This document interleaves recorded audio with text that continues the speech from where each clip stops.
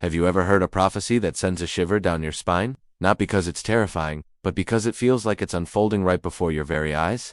Today, we're diving deep into the incredible story of Saint Faustina Kowalska, a Polish nun whose visions in the 1930s are now making people wonder if we're on the cusp of a major spiritual event, possibly in 2025. What did she see? And why are so many people connecting her words to our current times? Stick with me as we explore the profound message of divine mercy and a prophecy that might just change the way you see the world. So, who was Saint Faustina? Born Helena Kowalska in a small Polish village in 1905. She was a simple, uneducated woman from a poor family, but from a young age, she felt a deep calling to a religious life. Despite her family's initial objections, she eventually joined the congregation of the Sisters of Our Lady of Mercy in Warsaw. It was there, living a humble life of prayer and service, that she began to have extraordinary spiritual experiences. Jesus reportedly appeared to her, not to foretell doom and gloom, but to deliver a powerful message of his unfathomable love and mercy for all of humanity. These conversations and visions were documented in a diary she kept at the direction of her spiritual advisors. This diary, now known as Divine Mercy in My Soul, is a spiritual masterpiece, read by millions around the globe. It's not just a collection of visions, it's a guide to understanding God's mercy, a love that's bigger than any sin, any failure, any darkness we could ever face. The core of this message is simple: trust in Jesus, and ask for his mercy. He gave her specific prayers like the Divine Mercy Chaplet and even asked for a special image to be painted. The famous Divine Mercy image of Jesus, with two rays, one red and one pale streaming from his heart, symbolizing the blood and water that flowed from his side. Now, this is where things get really interesting and connect to our time. Specifically the year 2025. In her diary, Saint Faustina recorded a particularly striking prophecy. Jesus told her, "You will prepare the world for my final coming." That's a heavy statement, right? But he didn't stop there. He also spoke of a time of great mercy that would precede a time of justice. He said, "Before the day of justice, I am sending the day of mercy." This period is seen as a final, incredible opportunity for humanity to turn back to God, to accept his forgiveness and love before what is described as a final judgment. It's a message of urgent hope. So where does 2025 come into all this? The connection is tied to the Jubilee years in the Catholic tradition. The first Sunday after Easter was declared Divine Mercy Sunday by Pope John Paul II in the year 2000. During the Great Jubilee, this was a huge moment, as it was the fulfillment of a specific request Jesus made to Saint Faustina. Pope John Paul II had a deep devotion to Saint Faustina and her message, calling her the great apostle of divine mercy in our time. He even canonized her as the first saint of the new millennium.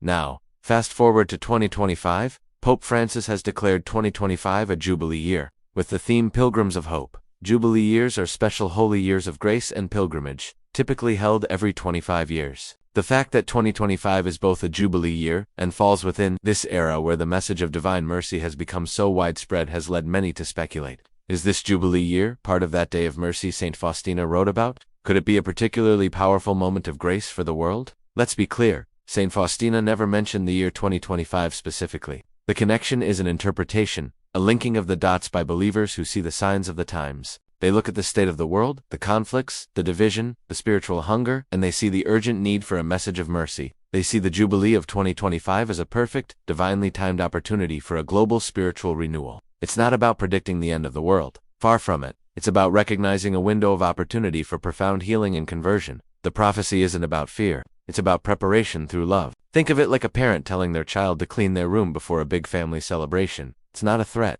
It's a loving instruction to get ready for something wonderful. The message of divine mercy is that God is extending this incredible invitation to everyone. He's saying, "Come back to me.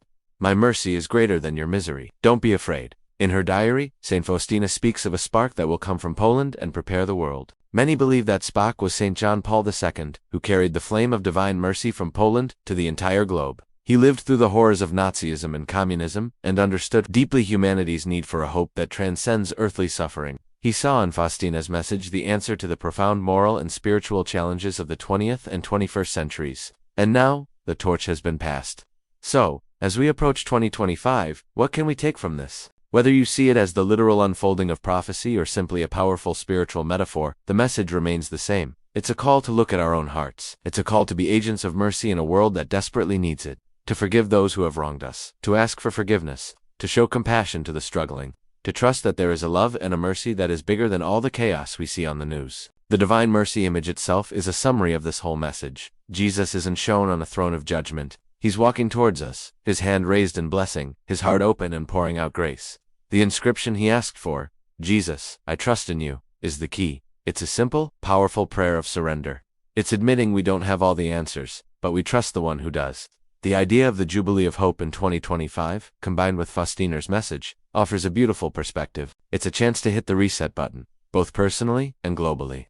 To let go of old grudges, to heal broken relationships, and to rediscover a sense of purpose, rooted in love and compassion. It's not about waiting for a sign in the sky, but about becoming a sign of hope for others, right here, right now. Perhaps the unfolding of the prophecy isn't some cataclysmic event, but a quiet, internal revolution in the hearts of millions of people. A turning away from despair and a turning towards hope. A realization that mercy is the most powerful force in the universe. Saint Faustina's life shows us that one person, completely open to God's love, can start a fire that warms the entire world. As we look towards 2025, let's carry this message of hope with us. Let's practice mercy in our daily lives.